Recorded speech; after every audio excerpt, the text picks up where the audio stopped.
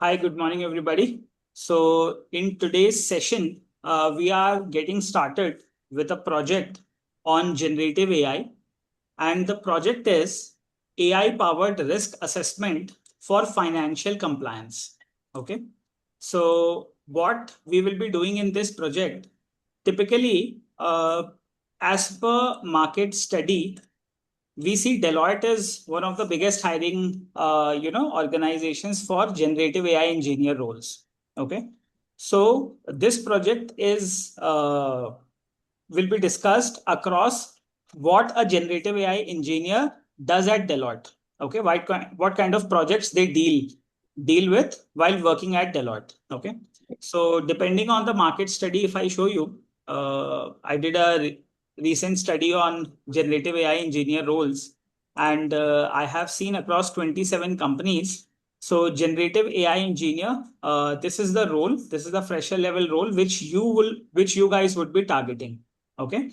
So, what will you become? You will go and become a generative AI engineer in an organization. So, typically, I see Deloitte is one such organization which is hiring the most number of Gen AI engineers at the moment, and there are other companies also, but for now, we are getting started with Deloitte, where the demand is high, and we will see what kind of solutions they are building using generative AI, and that will be our project. Okay. So now the objective here is even in Delhi NCR, we have good scope available for Gen AI engineer roles. Okay. So if you see, there are various. These are all the markings of companies, those who are hiring for generative AI engineer roles. So let's say True Tech Professional is hiring in Gurgaon for Gen AI engineer role. Exceedance in Delhi is hiring for a Gen AI engineer role. Okay. Similarly, this is Euclid Data Solutions is hiring for a Gen AI engineer. So that is how there are different, Gen AI engineer roles which are in demand as of now. So this is in Delhi, the Brimmix Softtech, Gurgaon, sorry, generative AI engineer role at Brimmix Softtech. So similarly, what we have picked up is we have picked up Deloitte as our first organization, and we'll see what a data engineer, what a generative AI engineer does at Deloitte. Okay, so we will be implementing one project across it. Similarly, you see Bennett Coleman and Company, which is the Times of India at Delhi. They are also hiring for Gen AI engineers. Okay, so across there are various roles and requirements available across different set of organizations. So let's just get back to what we will be doing. So for a generative AI engineer, there are in fact a lot of organizations, those who are hiring. Here is a complete list of organizations, those who are hiring for Gen AI engineer. And currently we are focused towards Deloitte. Okay. What would you do if you go for an interview at Deloitte? What would they expect from you? Okay. What kind of projects you should have done in order to get hired at a company like Deloitte? Okay. So this is what is our objective to get started in this discussion. And typically you have seen for a Gen AI engineer, these are the set of skill sets which needs to be covered one by one. So Python, we are done. As of now, we have done enough Python. And though with respect to technical interviews, we have to focus on data structures and competitive programming also, so that your round, which is L1 round, which is a technical Python coding round, that has to be cleared. For that, you have to do a lot more efforts as of now. But eventually, we'll see. In parallel, we'll implement the project, and parallelly, you have to prepare for DSA and competitive rounds also. Okay. Now, so let's move on to the next part. So what are we doing? So here is the project which we will be implementing, and name of the project is AI powered risk assessment for financial compliance. Okay, ये काम हम करने वाले हैं. ठीक है. अगर एक समरी दूं कि क्या करता है Deloitte for financial compliance, let's say if I do financial compliance on Deloitte.com. Okay, और इसको देख लेते हैं. लेट्स से लेटेस्ट देखते हैं आफ्टर 2026 पोस्ट जनवरी. इस साल इन्होंने क्या प्रोजेक्ट किया है फाइनेंशियल कंप्लायंस से related. So if you see, there are various projects which they are delivering. They have a Deloitte compliance monitor. They have compliance and agentic AI, strategic moves for financial industry. How agentic AI is going to transform compliance into strategic risk detection. This is one such project which they are doing. Similarly, artificial intelligence in financial crime compliance. Okay, this is a white paper which Deloitte has published across a bank. This is latest 29th April 2026. Okay. Similarly, if you see, so we'll do one thing. Let's take one basic study about what they are doing so that you'll have a fair idea. Okay. I've copied this. If you want to choose a region, we can select India from here.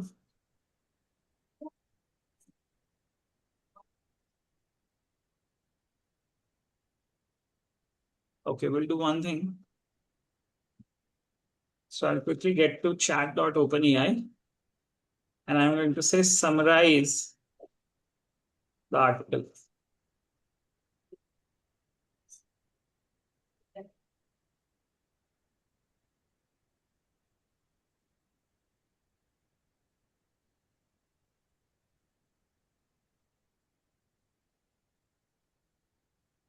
Okay, so let's see.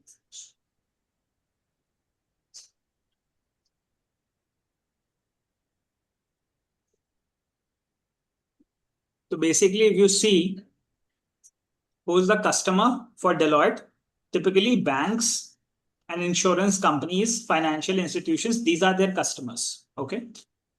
And they charge heavy from these customers. So, with this Deloitte article, they say AI is becoming a strategic necessity for financial crime compliance, especially for banks and financial institutions facing more sophisticated fraud. Okay, banks में fraud होते हैं, scams हो जाते हैं, ठीक है, mule networks, cross border money laundering and rising regulatory expectations. These are some problem statements. ठीक है, ये problem statements हैं. If you observe, sophisticated fraud हो जाते हैं, scams हो जाते हैं, mule networks हो जाते हैं, cross border money laundering हो जाती है, रेगुलेटरी एक्सपेक्टेशंस बढ़ती जाती हैं, आरबीआई स्ट्रिक्ट हो जाती है, ठीक है, across banks and insurance and financial companies, NBFCs जो नॉन बैंक फाइनेंशियल कंपनीज हैं आजकल, ठीक है, जो लोन्स इशू करती हैं. So all of these are taken care of in this. So traditional rule-based monitoring is no longer enough because many financial crime risks are hidden across networks, entities, channels and fragmented systems. तो पहले क्या होता था, rule based systems apply कर देते थे. अगर if this तो आप इसको एग्जीक्यूट करो, अगर एरर है तो नॉन एग्जीक्यूट करो. मतलब similarly there if else logics and rule based mechanisms were implemented. But generative AI आने के बाद से देर आर चांसेस कि हम इसको और ऑप्टिमाइज कर सकते हैं. ठीक है, इस रिस्क मैनेजमेंट प्रोसेसेस को, फ्रॉड डिटेक्शन को, स्कैम डिटेक्शन को, ठीक है, मनी लॉन्ड्रिंग प्रिवेंशन को या मिटिगेशन को या आइडेंटिफिकेशन को. So we can do a lot of good things with GenAI technology. So what a GenAI engineer will do, GenAI engineer will be hired by Deloitte and Deloitte's customer is bank. Bank has this problem that we face frauds, okay, we face scams and we need Deloitte to help us in order to protect ourselves from getting exposed to these scams and frauds. So Deloitte will bring that project for bank and a GenAI engineer working at Deloitte has to implement it.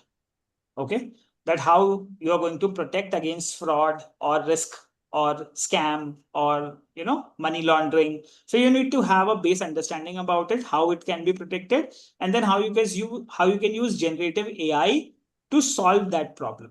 Okay, ये बात समझ में आ गई. हमारा objective है कि हमें ये पता हो कि हमें एक इंडस्ट्री में जेनेआई इंजीनियर को प्रैक्टिकली जाके करना क्या होगा. ये एक एग्जाम्पल है. ठीक है, different companies different types of customers को डील करती है. ठीक है, जैसे मान लो मेरी कंपनी कैंडिडेट्स जो वर्किंग प्रोफेशनल्स हैं उनको टारगेट करती है। तो हम सॉल्यूशंस जेनेआई के उन वर्किंग प्रोफेशनल्स के लिए बनाते हैं। सिमिलरली एक एजुकेशनल इंस्टीट्यूट हो सकता है, वो एजुकेशन के पर्सपेक्टिव से जेनेआई को यूज करता है। जो बड़ी ऑर्गेनाइजेशंस हैं जैसे डेलॉयट या टॉप एमएनसीज, ये बैंक्स, इंश्योरेंस, ये सब इनके गवर्नमेंट, ये सब इनके कस्टमर्स होते हैं, ठीक है, क्योंकि इनकी प्रॉब्लम स्टेटमेंट बहुत बड़ी होती है और हाई वैल्यू प्रॉब्लम्स होती हैं। तो वो उसको सॉल्व करते हैं and they hire GenAI engineers for this, ठीक है। तो अभी पहला जो प्रोजेक्ट हम उठाने जा रहे हैं वो हम फाइनेंशियल कंप्लायंस के लिए हम काम करेंगे, ठीक है। बात ओके। समझ में आ रही है? हाँ जी सर। नाउ अब इसमें क्या है कि जैसे होता क्या है कि they are saying do not start AI adoption with flashy gen AI narrative writing, start with data. So Deloitte says the right dependency chain is, सबसे पहले आपके पास डेटा होना चाहिए, आपको उसके ऊपर एनालिसिस करनी चाहिए और उसके बाद एक नैरेटिव सेट करना चाहिए, ठीक है। मतलब जो भी आपने डायग्नोज किए इश्यूज, और जो आप उस डायग्नोसिस के बेसिस पे जो भी आप प्रिडिक्शन करोगे, ठीक है, तब हम जाके बैंक्स को प्रिस्क्राइब करेंगे for a specific GenAI based solution. Okay. So मतलब इसका ऑब्जेक्टिव क्या है, मैं यहाँ पे लिख भी देता हूँ। So basically with the data analysis, narrative set करने का मतलब ये होता है कि आप पहले डायग्नोस करोगे कि क्या प्रॉब्लम्स थी, ठीक है, उसके बेसिस पे आप प्रिडिक्ट करोगे फ्रॉड्स या स्कैम्स। ओके। और इस प्रिडिक्शन के पास, अगर आपके पास ऑप्टिमाइज प्रिडिक्शन बिल्ड हो गया, फिर आप प्रेस्क्राइब करोगे सोल्यूशन, ठीक है। प्रेस्क्राइब सॉल्यूशंस टू बैंक्स और whatever financial organisations are there. So इससे, इसके लिए पहले आपके पास एक प्रॉपर डेटा होना चाहिए, उस डेटा के ऊपर एक डिटेल्ड एनालिसिस होनी चाहिए, और उस एनालिसिस के बेसिस पे जब आपके पास रूट कॉजेज आइडेंटिफाइड हैं, and then you are aware कि ठीक है, मैं जनरेटिव एआई यूज करके ये फ्रॉड्स डिटेक्ट कर सकते हैं, और तब हम बैंक्स के पास जाकर के वो सोल्यूशन को डिप्लॉय करते हैं, ठीक है। So this is how the work is done. आगे चलते हैं नाउ। सो एक प्रोजेक्ट मैंने इसी के अक्रॉस आपके लिए बिल्ड किया है, ठीक है, जिसके बेसिस पे हम आगे बढ़ेंगे। सो इस तरीके की चीज़ों को थोड़ा सा गो थ्रू कर लेना, मैं आपके साथ प्रोजेक्ट का डॉक्यूमेंटेशन शेयर कर रहा हूँ। तो प्रोजेक्ट जो हम करने जा रहे हैं वो प्रोजेक्ट है ये, ठीक है, generative AI model for compliance risk prediction, ठीक है। Is that clear? सो हम क्या कर रहे हैं, हमारा प्रोजेक्ट का नाम है AI powered risk assessment for financial compliance. अब इसमें हमें करना क्या है वो हम समझते हैं। So we have to develop a generative AI model to predict compliance risks in financial transactions, reducing uncertainty for decision makers, ठीक है। यानी हमें क्या काम करना है, we have to develop a generative AI model to predict compliance risks in financial transactions, ठीक है। सो मैं इसको बोलता हूं, let's say explain this in simple language, explain this to an eighth grader, ठीक है। सो हैव एन अंडरस्टैंडिंग कि इस पर्टिकुलर प्रोजेक्ट का क्या ऑब्जेक्टिव है और हमें क्या करना है, ठीक है। सो समझ रहे हो तरुण एंड राखी?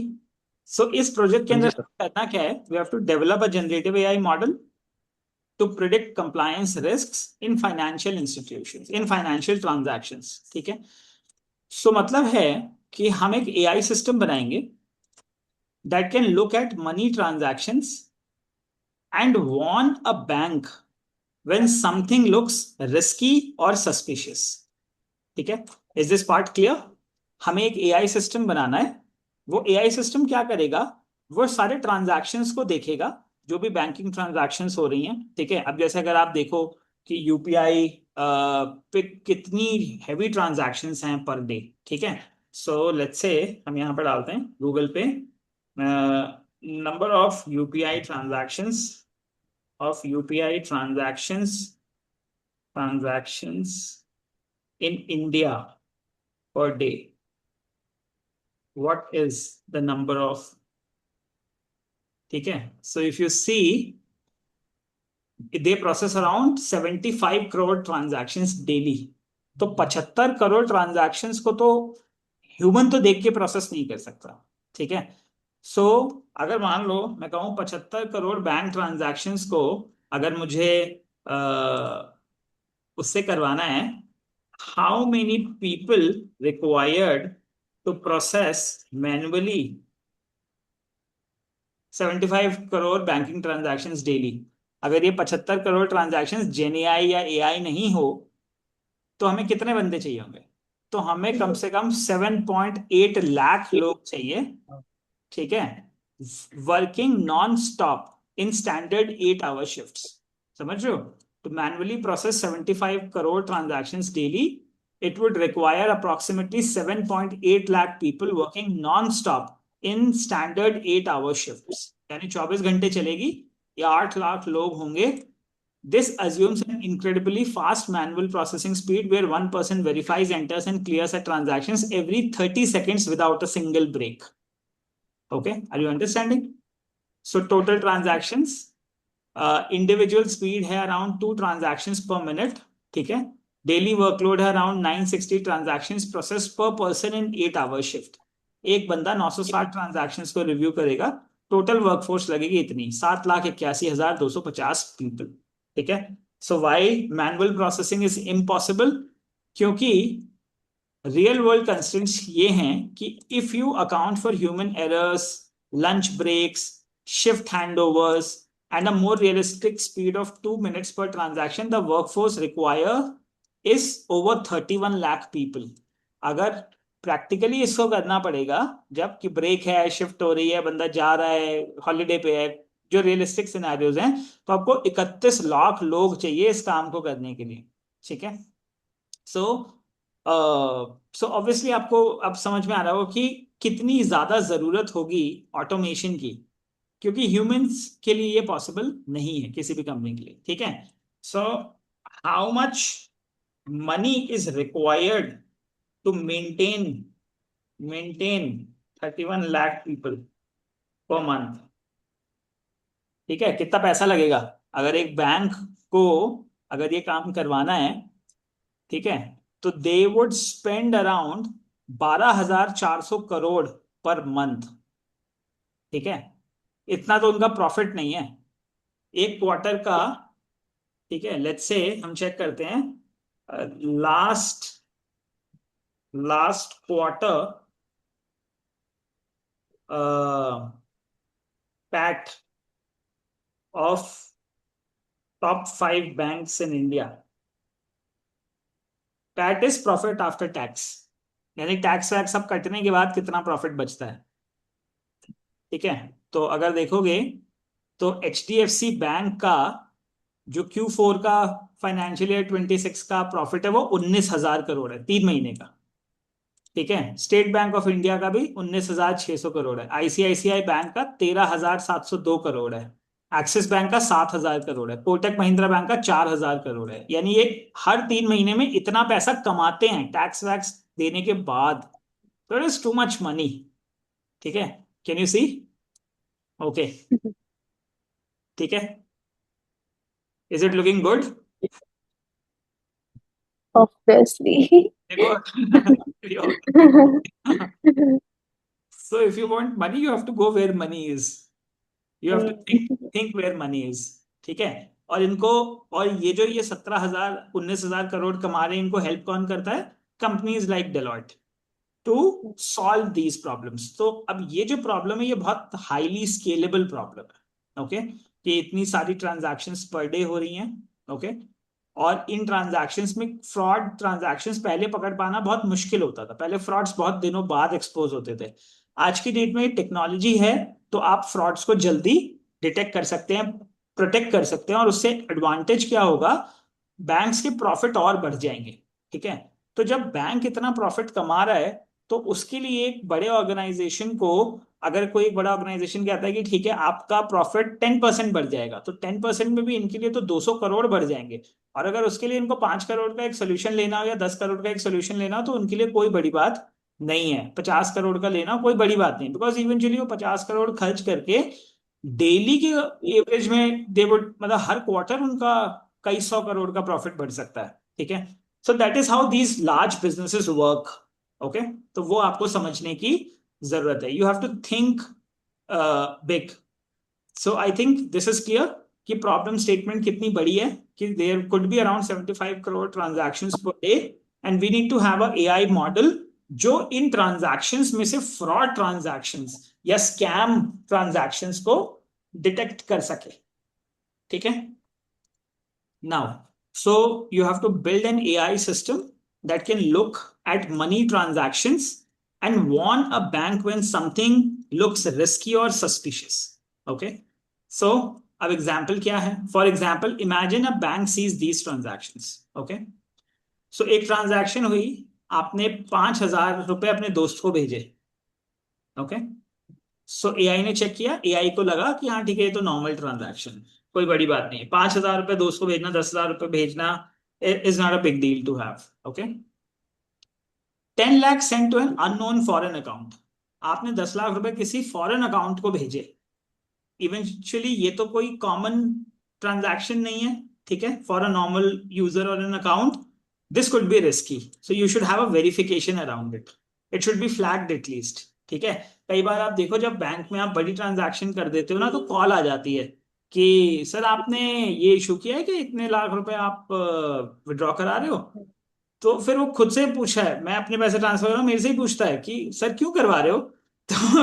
तो फिर अब उसको समझाना पड़ता है कि भाई ठीक है, मतलब देर इज सम रिक्वायरमेंट, और कुछ भी हो सकता है, इस वजह से करा रहे हैं. तो so managers they don't process it. तो अभी भी क्या है कि system flags it and the manager connects the customer and calls कि I think something is happening, और फिर वो मैनुअली अप्रूव करते हैं. ठीक है.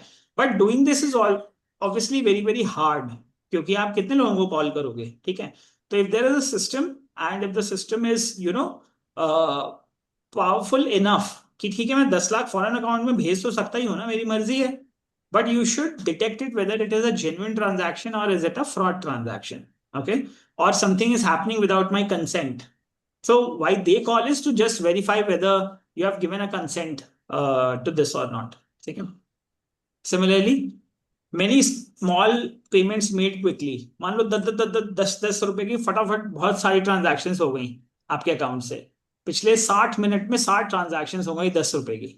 तो इट इज नॉट नॉर्मल. एक बंदा 1 मिनट के अंदर 60 ट्रांजैक्शंस 10-10 रुपए की नहीं कर सकता. ठीक है. तो obviously it could be a system, may be a system hack और समथिंग लाइक दैट. ठीक है. तो this could be suspicious and it could be identified. Similarly, money moving through many accounts. Okay.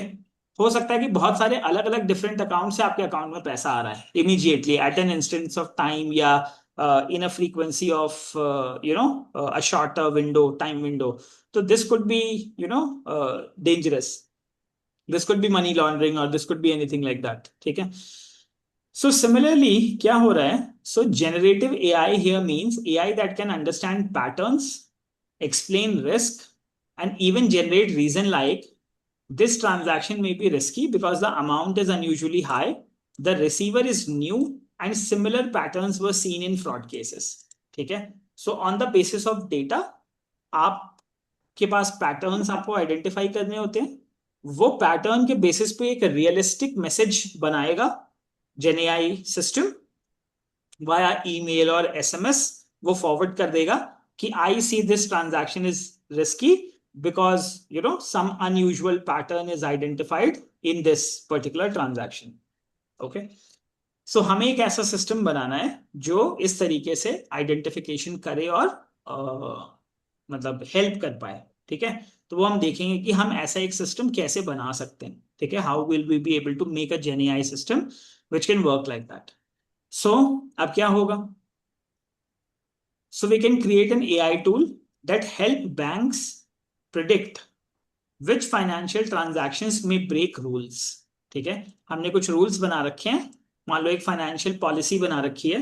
हो सकता है बैंक का कोई financial compliance है ट्रांजैक्शन का कोई एक डॉक्यूमेंट हो. There could be some policy document of a bank. ठीक है. So and there would be certain rules defined in it. तो आपकी जो ट्रांजैक्शन हुई है, हो सकता है वो उस रूल को ब्रेक कर रही हो. ठीक है. और जब वो रूल्स ब्रेक हो रहे हैं बैंक के, तो हो सकता है कि वो कोई फ्रॉड हो. ठीक है. या मनी लॉन्ड्रिंग हो, या कोई अदर कंप्लायंस प्रॉब्लम हो सकती है before they become serious. Okay, so आज आप देखो कि एआई इतना बढ़ता जा रहा है, एजेंट्स कॉल करते हैं, ठीक है, मतलब ह्यूमन एजेंट्स नहीं, बॉट एजेंट्स। एंड आप देखो फिंगरप्रिंट और थंब प्रिंट्स के बेसिस पे आजकल तो यूपीआई पिन देने की भी जरूरत नहीं है, ट्रांजैक्शन हो जाती है। अंगूठा बस उंगली लगाओ and the transaction will happen, ठीक है। कार्डलेस ट्रांजैक्शंस हैं, so you don't need a card physically with you. Even अगर आपको नंबर या वो कुछ डेटा से एक्सपोज हो गया तो आप उसको मतलब कहीं से भी बैठे बैठे you can withdraw the money from there. So जैसे जैसे टेक्नोलॉजी बढ़ रही है, it is becoming very risky for banks also to maintain, ठीक है ना। सो अगर हम यहाँ पे चेक करें,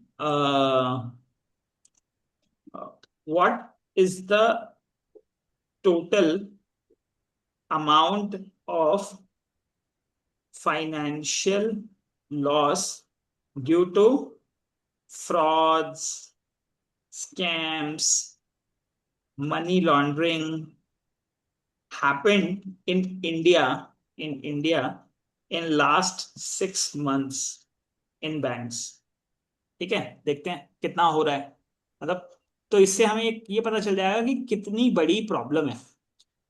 सो आरबीआई कहता है, according to the RBI annual report, banks and financial institutions registered 48,000 crore in total fraud losses for the full financial year।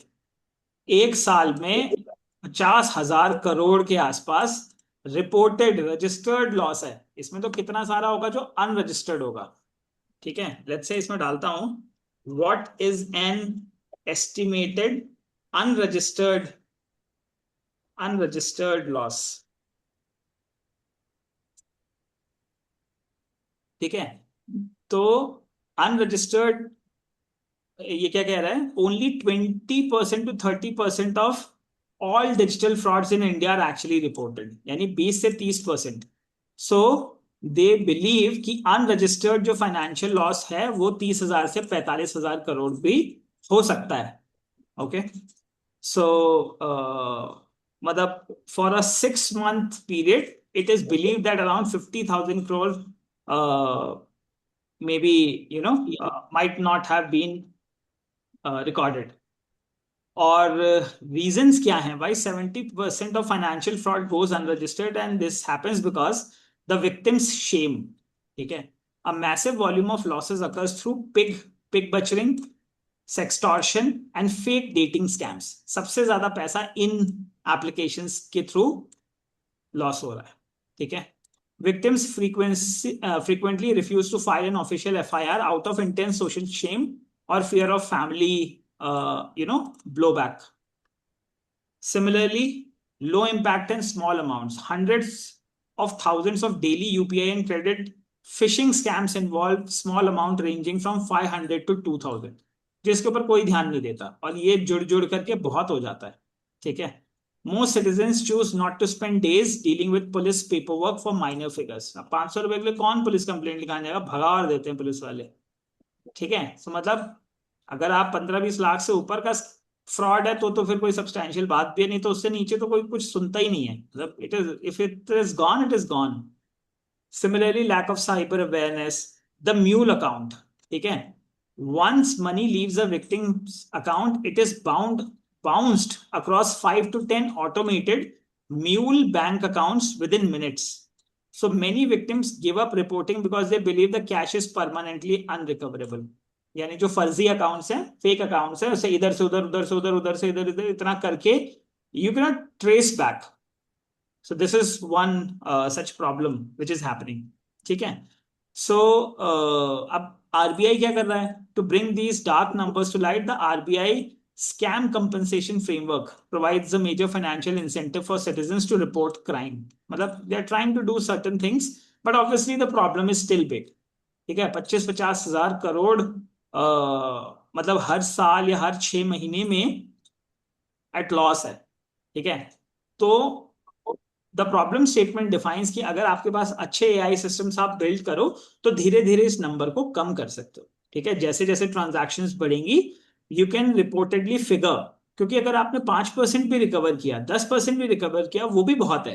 It is not mandatory कि आपको पूरा 100% एक दिन में हो जाएगा।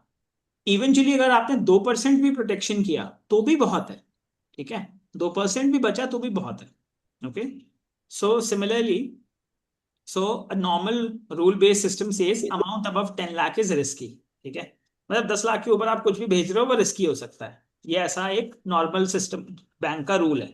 लेकिन ऑब्वियसली मैं किसी फ्रेंड को भेज रहा हो सकता हूँ या किसी नीडी को भेज रहा हो सकता हूँ विथ माई कंसेंट, ठीक है, या मैं अपने पर्सनल यूज के लिए विड्रॉ कर रहा हूँ। सो जनरेटिव एआई के पास और डिटेल्ड पैटर्न होना चाहिए so that it can identify कि क्या कौन सी जेन्युइन ट्रांजैक्शन है अबव 10 लाख और कौन सी नॉन जेन्युइन ट्रांजैक्शन है, ठीक है। So this transaction is risky not only because of the amount but also because the customer has never sent money to that country before. The account was created recently and the money was split into smaller payments, ठीक है। तो ये एक identified rule हो सकता है जो जेनीआई system identify करे कि भाई यहाँ पे फ्रॉड हो सकता है, इस ट्रांजैक्शन को मुझे ब्लॉक कर देना चाहिए या प्रोटेक्ट कर लेना चाहिए, फ्लैग कर लेना चाहिए, ठीक है। So we are making a smart AI detective for banks. It watches money transfers and tells the bank which ones may be unsafe, illegal, or against rules. ठीक है? Now, tell me if banks have any public rules document published in India. ठीक है? देख लेते हैं अगर कोई ऐसा डॉक्यूमेंट है तो we will review it.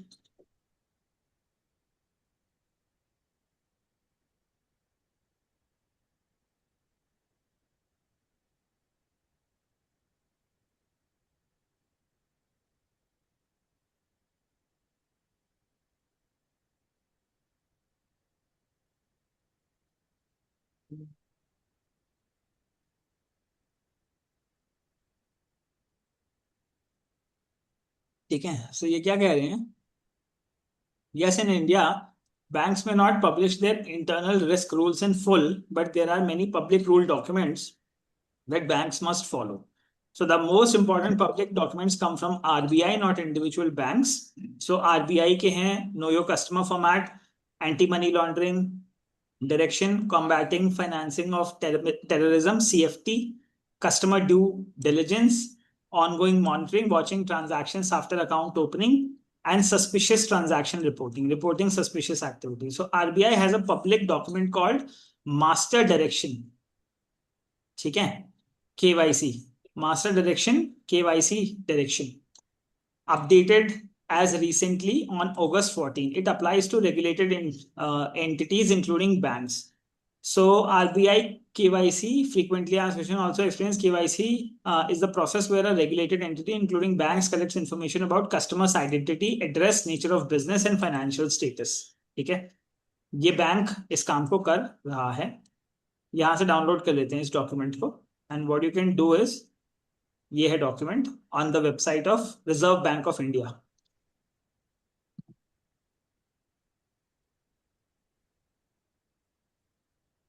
ठीक है। So this is the document updated as on 25 फरवरी, दो 14 अगस्त 2025 लास्ट अपडेट हुआ है, 25 अगस्त, ठीक है। तो सोचो 25 अगस्त के बाद से, 14 अगस्त के बाद से अभी तक अपडेट ही नहीं हुआ है, साल भर होने जा रहा है। यानी साल भर में क्या कोई तरीके नहीं बदले होंगे? बहुत सारे बदल गए होंगे, ठीक है। तो customer due diligence, measure for legal entities, ठीक है। तो we can go through with these documents just to have an understanding कि how they currently protect against CFTs। तो अब आगे जो भी हमें बिल्ड करना है वो इसके आगे बिल्ड करना होगा, ठीक है। So all these documents would help you understand कि what are the ways with which they are identifying frauds and different set of crimes. So हम क्या करेंगे, इस डॉक्यूमेंट को हम यूज करेंगे, इसको मैं डालता हूं आरबीआई मास्टरी डॉक्यूमेंट में। So before building a project, मैं तुम्हें ये बता रहा हूं कि कोई भी प्रोजेक्ट बनाने से पहले तुम अप्रोच कैसे करते हो उस प्रोजेक्ट को। जैसे हमें एक सिंपल सा मिल गया कि हमें एक फाइनेंशियल कंप्लायंस के लिए एक डॉक्यूमेंट बनाना है, बट फाइनेंशियल कंप्लायंस के लिए हमें जेनेआई का सोल्यूशन क्यों चाहिए? यूजर कौन है, उसकी प्रॉब्लम कितनी बड़ी है, उसकी प्रॉब्लम्स के लिए क्या अभी एग्जिस्टिंग रूल्स हैं और क्या नया करना है। ठीक है, जब तक हमें वो नहीं पता होगा तब तक हम एक अच्छा बेहतरीन एंटरप्राइज लेवल टूल नहीं बना पाएंगे। ठीक है, बात समझ गए। तो एक तो छोटा प्रोजेक्ट है, एक होता है एक्चुअल प्रॉब्लम के लिए मैं कुछ बिल्ड कर रहा हूं। और जब तुम इंटरव्यू देने जाओगे और तुम डेलॉयट के पास बैठोगे और बताओगे कि मैं ये प्रोजेक्ट करके आई हूँ, अपने रेज्यूमे में मेंशन करोगे कि मैंने फाइनेंशियल कंप्लायंस के लिए प्रोजेक्ट बनाया है, मैंने आरबीआई पॉलिसीज के बारे में मुझे मालूम है, आरबीआई करंटली कैसे डील करता है, लास्ट कब अपडेट हुआ था, ठीक है, क्या क्या चैलेंजेस वो आइडेंटिफाई करता है, कहाँ पे लिमिटेशंस हैं, कितने करोड़ का नुकसान होता है। ठीक है, तो अब जब आप अपना प्रोजेक्ट का डिस्क्रिप्शन लिखोगे उसमें नंबर्स लिखोगे कि every year 50,000 crore gets lost in unregistered cases. ठीक है, सो जब ये नंबर आपके रिज्यूमे में दिखेंगे तो जो रिक्रूटर रिक्रूट कर रहा होगा ना उसको समझ में आएगा कि यार ये बच्चा काम करके आया है, इसको मालूम है कि क्या बनाना है। ठीक है, और वही डिफरेंशिएटर है। प्रोजेक्ट से उनको मतलब नहीं है कि आप प्रोजेक्ट क्या कर रहे हो, प्रोजेक्ट के नाम से मतलब नहीं है, उस प्रोजेक्ट के अंदर आपकी अंडरस्टैंडिंग क्या है, आप क्या समझते हो कि करंटली इंडस्ट्री को क्या चीज की जरूरत है। ठीक है, and that is where your package begins. अगर आप एक 50,000 करोड़ की प्रॉब्लम को सॉल्व करने के लिए एप्लीकेशन पे काम करो तो obviously you will be getting good money because that project is relevant. अब डेलॉयट को प्रोजेक्ट करना है, बैंक्स को उसको प्रोटेक्ट करना है। ठीक है, या जो और भी ऐसी बड़ी कंपनियां हैं, let's say TCS, Infosys, Microsoft, they all would definitely be building something related to it. Persistent System, Cyient, ये जितनी बड़ी कंपनियां हैं ये ऑलरेडी इन प्रॉब्लम्स के लिए सॉल्यूशंस बिल्ड कर रही हैं और फेल होती हैं। ठीक है, 1%, 2%, 5% इंप्रूवमेंट करती हैं। आज आप चाह के अगर बोलने लग जाओगे कि हाँ मैंने तो जेन एआई बना दिया, वो बैंक को इतने 50,000 करोड़ के बचा लेगा, तो वो पॉसिबल नहीं है ना, क्योंकि आपके पास डेटा नहीं है, सर्वर्स नहीं है, कैपेसिटी नहीं है, पैसा नहीं है, तो how will you be able to do it. So इसलिए हमें एक बहुत रियलिस्टिक नंबर्स, रियलिस्टिक इंप्रूवमेंट, ठीक है, उसके ऊपर बात करनी चाहिए और फिर हमें उस डायरेक्शन में आगे प्रोजेक्ट को बिल्ड करना चाहिए। अब बैंक अपनी फाइनेंशियल ट्रांजैक्शन तो डेटा देगा नहीं आपको, तो अभी प्रोजेक्ट बनाने के लिए तो आप एक नॉर्मल ट्रांजैक्शंस ले सकते हो, ठीक है, सिमुलेटेड ले सकते हो, बट जब बैंक्स में जाओगे तब उसका एक्सेस मिलेगा, क्योंकि internally when you will be building the solutions then you will have data and you will be working on it. Okay, and then it there would be test phases and all. तो इस तरीके से चीजें आगे बढ़ेंगी। ठीक है, so I share this document with you और फिर इसकी समरी करेंगे और इसके आगे हम नेक्स्ट सेशन में बढ़ेंगे। ठीक है, सो आज का जितना है, share the recording, so just go through with it, ये सारी इंफॉर्मेशन को प्रोसेस करो अपने mental model. Okay, and document में अभी भेजता हूँ। Okay, that's all for the day, take care, rest. Now we will be working on a project based approach and will move accordingly. Okay. Okay sir. Okay Tarun, okay sir. Okay okay Rakhi, Yes. Bye bye, take bye sir, thank you.